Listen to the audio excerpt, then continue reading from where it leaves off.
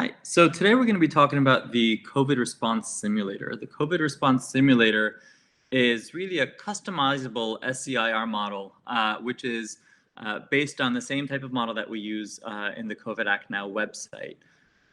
The aim of the model is to provide users with a modifiable and customizable version of the model so that they can better project and understand potential hospitalizations and deaths in the situation of COVID in a given state or county based on whatever kind of inputs they want to alter or modify.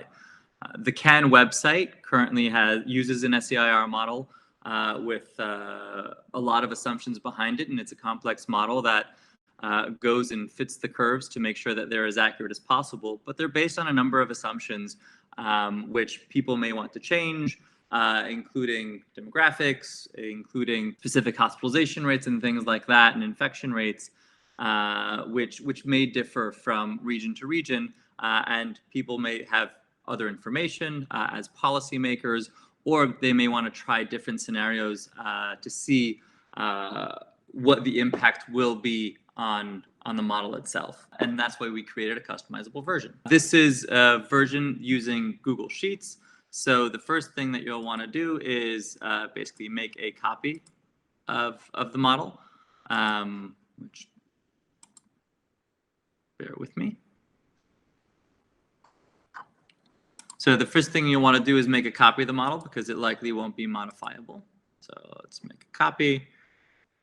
Prezo COVID response simulator.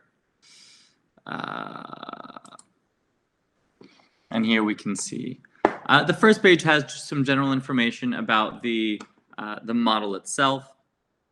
The second page is really where you enter in the majority of the input information that you need. So this is where you'll be choosing a state or county. For instance, let's choose Washington State,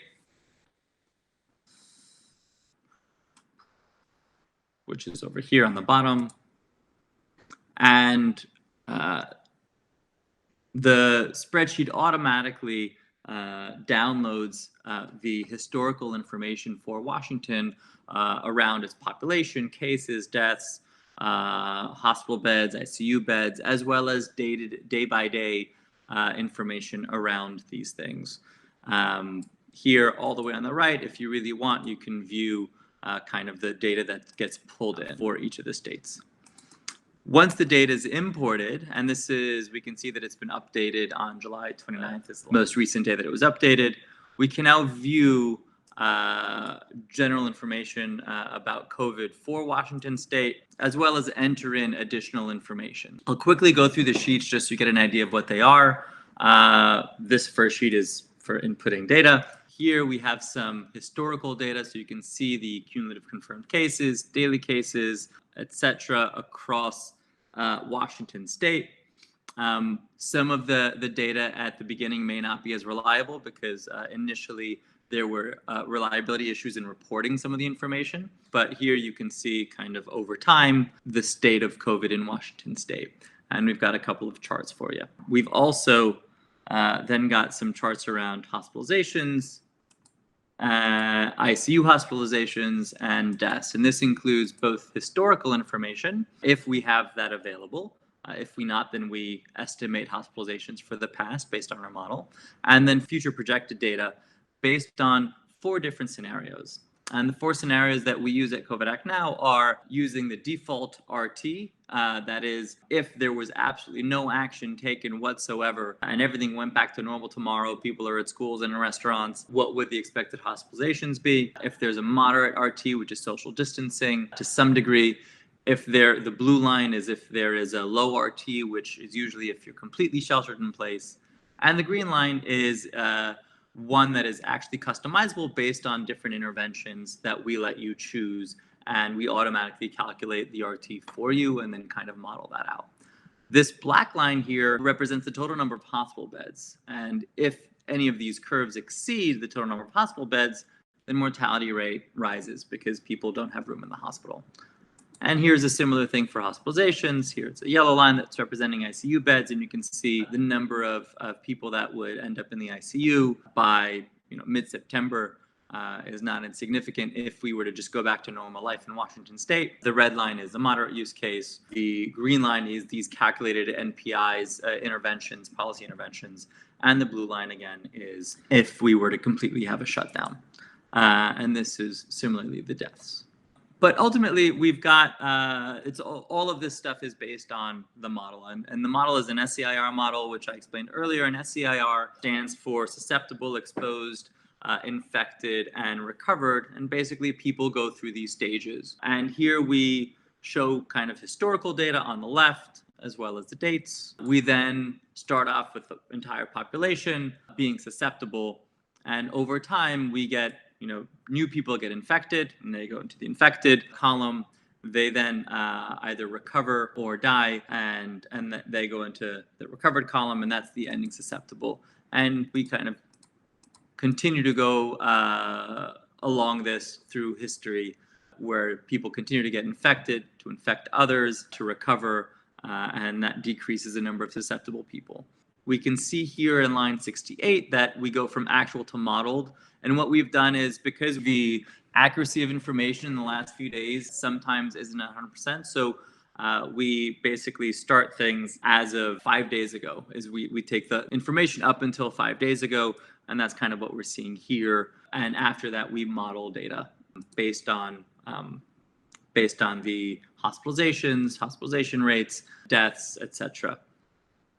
If you, however, did want to change that in terms of you want it to be able to go sooner, to have more recent data, you can kind of, this is over here, you can fix that. But right. So again, the SEIR model is in essence using actual data, and here in gray you can see the actual data until line 68. We similarly deduce the running RT. RT represents the infectious spread. There is an R0, which is the infectious spread if you were to completely open up and do absolutely nothing. And then there's RT, which is your infectious spread after having certain interventions.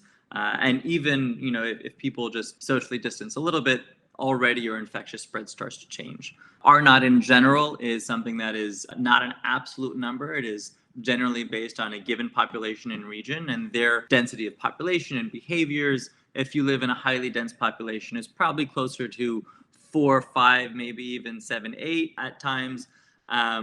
If you live in a really sparse population, like say Joshua Tree, it's probably closer to 2 or potentially even less. Here we can see that we basically calculate the running RT over time. We deduce it. And the one that's probably more important is the running RT average, because RT has a tendency to change from day to day, just because there's fluctuation. So we like to average that out. And based on that, we can look at the actual hospitalized, and our model also predicts hospitalized. So if these numbers are drastically different, then you might want to change the parameters of the model. And then from this point onwards, again, below the gray is the modeled information. Now, what we've done is in red, if you exceed the number of hospital beds or the number of ICU beds, we've alerted that in red by coloring the cells in red. And here we kind of see the cumulative deaths, and we model out the deaths as well. Now, what we've done is, this is a standard model. You can play with this, you can graph this. This is kind of the SEIR model itself for COVID. But we've given you 4 of these. And the reason we've given you 4 of these is so that you can play around with different scenarios and kind of view them against each other. And the four models are these 4 scenarios of default: if you do absolutely nothing, if you have moderate RT, which is a degree of social distancing, if you have a really low RT, which is complete shutdown, or if you have a number of NPIs that are in place. And NPIs are non-pharmaceutical interventions. And these are policies such as shutting down schools and universities, shutting down workplaces, having certain events be at half capacity, changing bars and restaurants, wearing masks, etc. What we've also done is we've included an NPI estimator and the inputs on the first page, but here you can see some of the information behind it. And we did a lot of research from a number of different papers, and you can view these papers here if you're interested, and look at the effect on R0 of different policies. And that kind of gives us where we get these R naught effects. And here we have like all the formulas for calculating R naught based on different interventions. But now that I've kind of gone through an overall overview, usually what you'll want to do is you'll start in locations and inputs, and you'll want to be looking at your given area. So one thing you might want to do is, let's say that you wanted to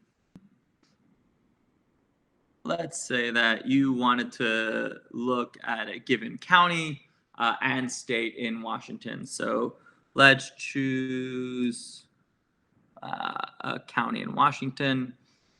How about San Juan?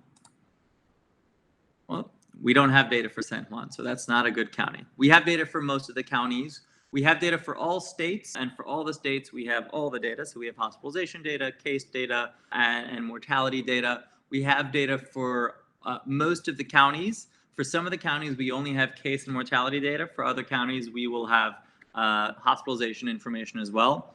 Again, whenever we don't have hospitalization information, we model it. So let's try to choose another county.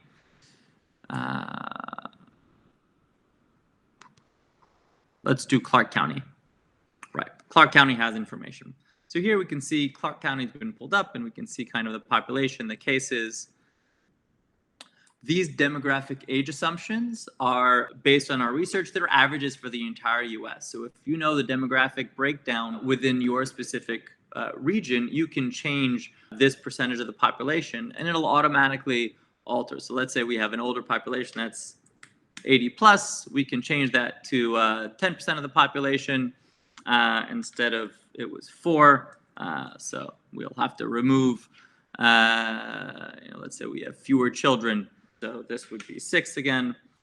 And now we can see that the number of overall hospitalizations to ICU and case fatality changes based on the demographic information. I'm going to roll that back because this is a relatively decent average across the US. And these numbers here on the bottom, the percent hospitalizations, this is the number of people who have COVID, who are confirmed cases that are then hospitalized, the number who are hospitalized who then go into the ICU, and the overall fatality rate. These are really what drive the model itself. So these are pretty important. When we spoke briefly about the different interventions that you have, here we've built a model, again, based on those papers that will calculate the RT, the infectious spread, in different intervention scenarios. On the right in green, you can see the maximum impact that a given intervention might have. And the darker the green, the more impactful it will be. So if everyone were to shelter in place, that's probably the most impactful. If everyone was to absolutely wear a mask at all times, that's also really impactful and would reduce R naught by 90%, close to 90%. These are different interventions that you can also have, such as shutting schools and universities, canceling large events, etc. And we let you enter in a proportion here to decide to what degree this is going to have an impact. So if schools and universities shutting would have an overall 20% impact, we're basically saying you can reduce that impact by, say, half, right? That doesn't mean that only half the people go to school. It means that overall we're trying to reduce the impact of schools and universities on R naught by half, or on infectious spread by half.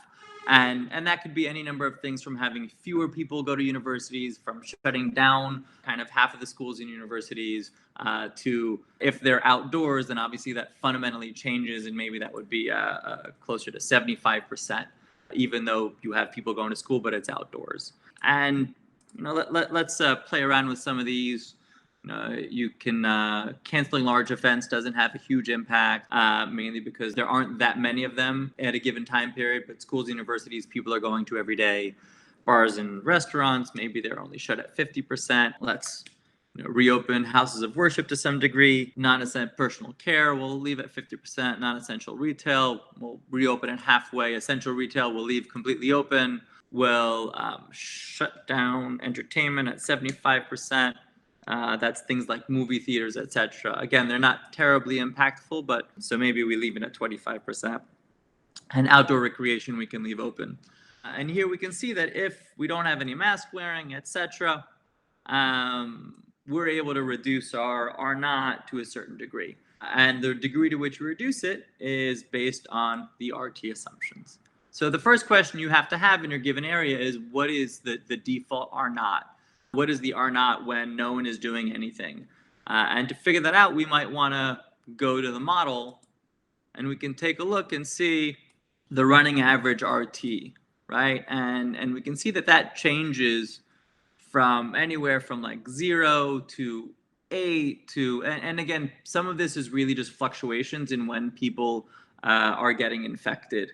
And if there's a large wave of people that get infected, maybe if there's a large wave of cases, it might just be that they all got tested at one point, were reported at one point. So let's say that in Clark County at its worst, we were at an RT of 5. By doing all of these NPIs, we're actually only able to have an impact of about 1 to reduce it from 5 to 4 by leaving things pretty open. If we were to say shut down almost everything,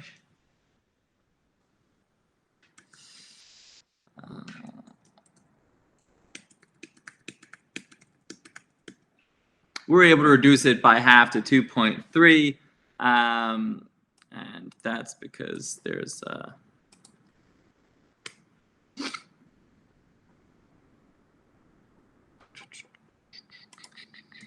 sorry, I had some assumptions in there that weren't great. And here we can see that we're able to reduce it to 0.6 by shutting all of these things down.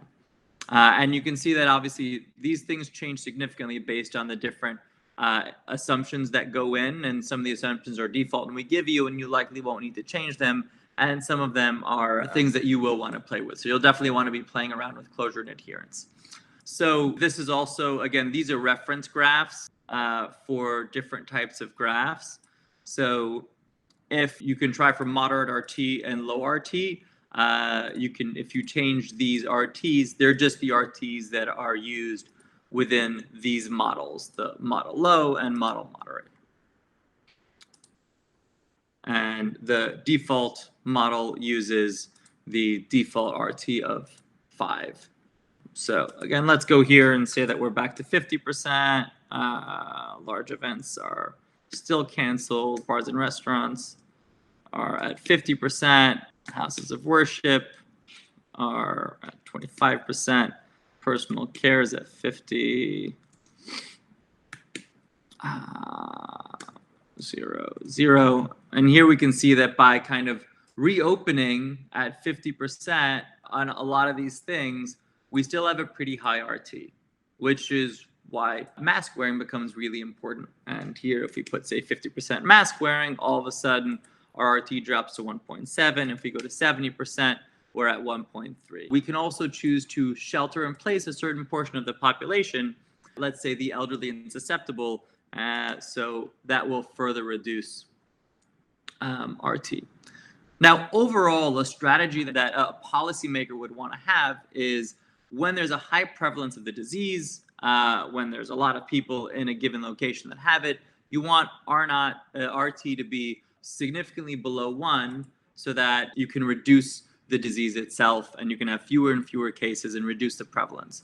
Once you have a relatively low prevalence, say if you have 1,000 cases a day, that's a high prevalence, or 2,000 cases a day, you want RT to be less than 1, so you start going down from 1,000 cases. If RT was equal to 2 when you were at 1,000 cases, that means that every 6 days you'd be doubling and you'd have 2,000 cases within 6 days. So ideally here, we would want to have R naught be significantly below 1, like 0.6, 0.7, until you have a low prevalence. And then you can keep RT around 1.1 as part of a reopening. Because if you've got 20 cases a day or 100 cases a day, and it's around 1, that means it's very manageable. So that's just kind of a little bit of information on the NPI stuff. And again, here you can see, if we look at the hospitalizations, we've been able to bring the green line below the number of hospital beds, which means things are very manageable. Similarly, if we take out the mask wearing and put it at 30%, we are now at a higher hospitalizations, and we're now exceeding the number of hospital beds, which is going to increase mortality. Some of the other assumptions and inputs that we have here that you can play with are things like the RT smoothing period. This is basically saying we're deducing the RT from the model, and you can choose over how many days you want to average it out. So here we're averaging out by 9 days. Again, these model inputs here are really for all of the models. So things like hospitalization rates, hospitalization ICU, hospital utilization, case fatality rate, and increase in case fatality rate. Hospitals are overloaded. So these 3 columns are taken from here, from the top, where we have our demographic information, our demographic assumptions, and they're being calculated. But if you don't want to use that calculation, you can just play with these directly in here and change the hospitalization rates, and that'll automatically get reflected in the model. Similarly with hospitalization to ICU. Hospital bed utilization basically represents how many of the beds are occupied when there's no COVID. So if 66% of the beds are occupied, that means there's only about 1/3 left that are available for COVID patients. So you start to exceed hospital utilization faster. And you can modify this based on the given region that you're in. Similarly, we have a standard case fatality rate. This is based on confirmed case, not estimated infections, of around 1% that was calculated. That is changing, and we're seeing that it's changing over time in different states as viral load changes, as treatments change, etc. So this is something that is modifiable. There's also the scenario where if hospitals are overloaded, then the case fatality rate increases, and this is the percentage by which it increases, and you can change that as well.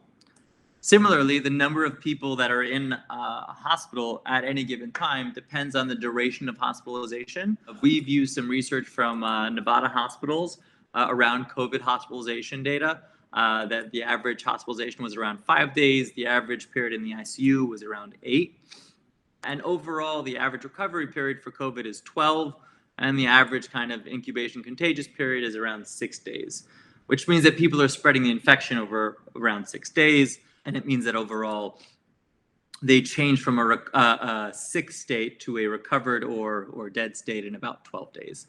These, again, will have a significant impact. If hospitalization duration is larger, say 8 days, that means people are in the hospital longer. And as you get more sick people, that means that the number is going to increase. So here we can see hospitalizations,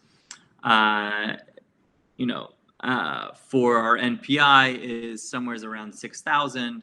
If we go and change our hospitalization duration to 8 days, that now increases to 8,000, right? So it's had an impact on the number of hospital beds available, or the number of people that are trying to fill up hospital beds and how long they stay in the hospital.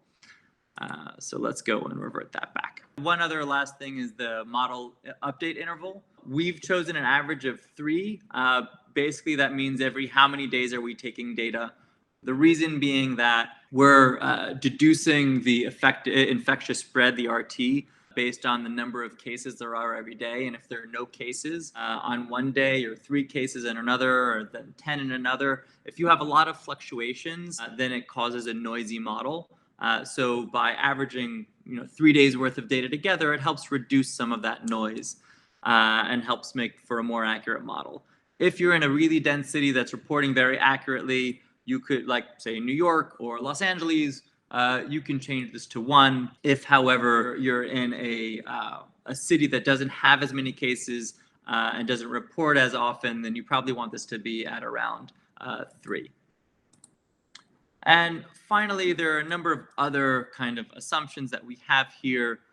These are mostly related to the non-pharmaceutical interventions. And it's basically saying, if we were to close everything, we're generally not going to have an RT of 0. We're going to have an RT of something. So what is that kind of minimum RT that we would expect? These there's been some research that shows that the impact of a given intervention changes based on the initial R0. And what that means is that if you have an R0 of, say, 3 or 4, shutting schools might have a 20% impact on R effective. And you go from 3 to like 2.7.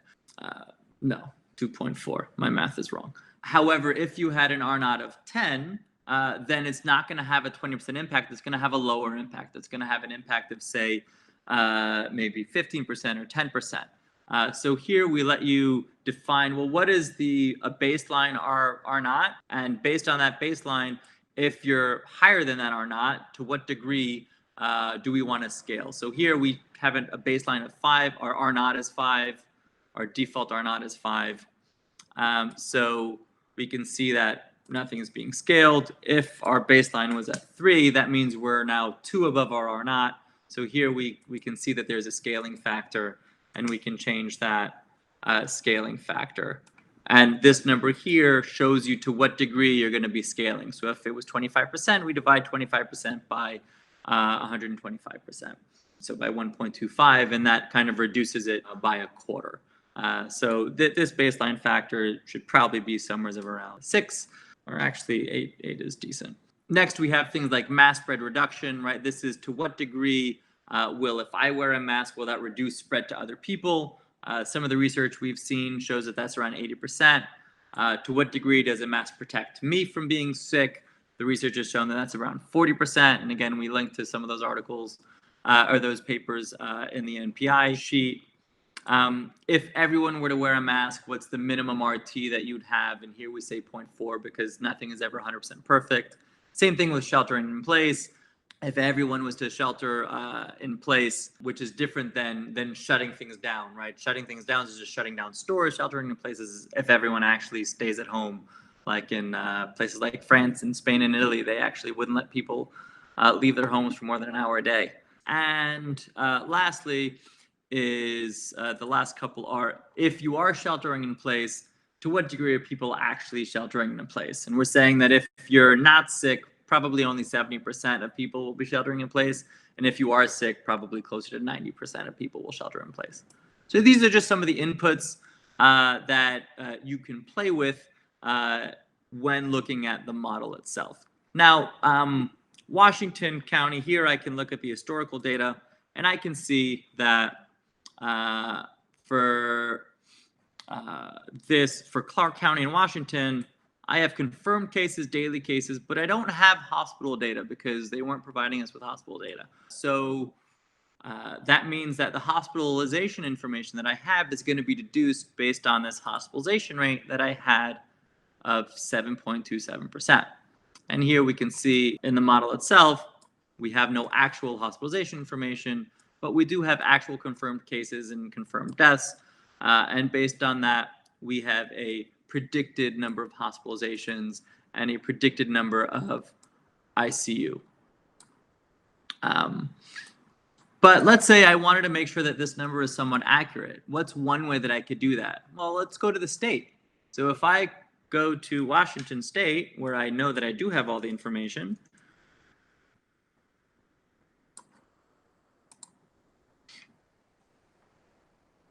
I can take a look at Washington State in the model, and I can use any of these models because that data is all going to be the same. And here I actually do have hospitalization data, and I do have, so I can see again, this is the SEIR part, so I can see a susceptible, newly infected. This is the number of people who were still infected from a prior infection, the number of people who are still contagious, right? So people are contagious for 6 days. People have an infection for 12 days. This is the number of people that recover or pass away at this time period. And this is the remaining people after, from the beginning susceptible after people have recovered or passed away. Here, I can take a look and I see actual hospitalized, and I can take a look at my predicted hospitalized, and I can see, are they the same or not? Now, I don't want to look at the beginning because data wasn't necessarily reliable then, and hospitalization information now might be different, or hospitalization rates today might be different than they were at the start of March. So let's take a look somewhere closer to where we are here, right? Line 67, which is July 25th. And we can take a look at the new hospitalization information. We can see that the actual hospitalizations, based on the number of actual confirmed cases, is higher than what we are predicting. So that means our assumptions are probably a little bit off, right? So we can take a look and see, okay, well, That means either the hospitalization rate is off or the amount of time that people, this is a predicted new hospitalized, this is a predicted current hospitalization. So we can see that actually we're not that far off. We were predicting 210, there were 205. It's basically between 200 and 300. And here similarly we have between 200 and 300. And then it kind of dips up a little bit. It looks like we're relatively close. Maybe we're a little bit higher. The things that we might want to change if we didn't like the information, if the predicted model wasn't as close to the actual, we could go in here and we can modify maybe from hospitalizations, it's 4 days is an average duration of hospitalization, or the hospitalization rate is closer to 7%. So here, now that we've made that change, we can go and take a look and we can say that the predicted hospitalizations are now, again, we want something closer to recent history. And we can see that it's changed a little bit, but not significantly, but it's still relatively close. It looks like we're still a little bit high. We're pretty close. So given that it's pretty close, we can now, be relatively confident that at least in our state, these are the hospitalization rates. We could do the same thing with ICU rates. Let's take a look at the predicted currently in ICU and the actual currently in ICU. There are about 52 people in ICU according to the data.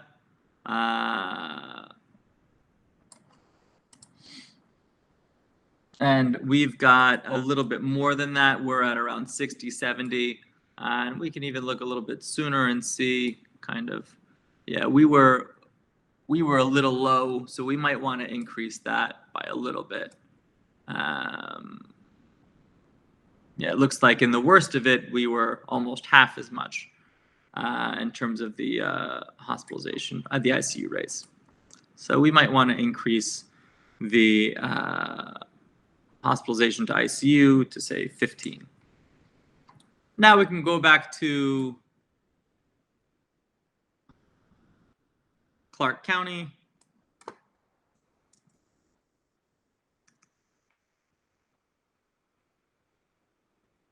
Washington.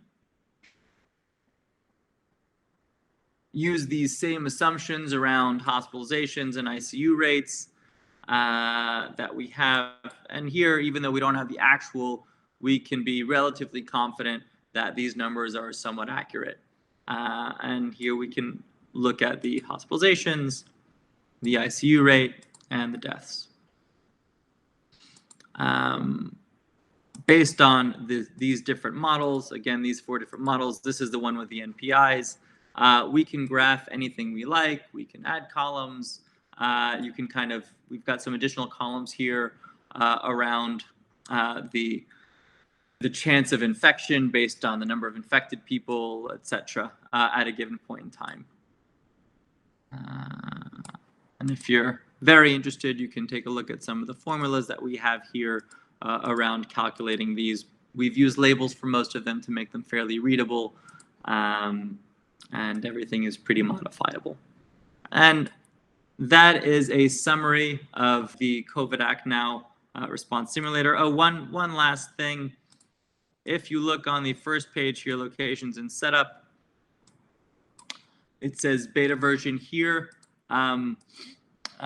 If this was not the latest version, there will be a link here with the latest version of the spreadsheet. We're constantly updating the spreadsheet with new features and capabilities, so you can always be sure that you have the latest version if there is a red link here. Otherwise, it'll just say beta version, and you're good. And we obviously welcome any feedback, so thank you, and we hope you find this useful.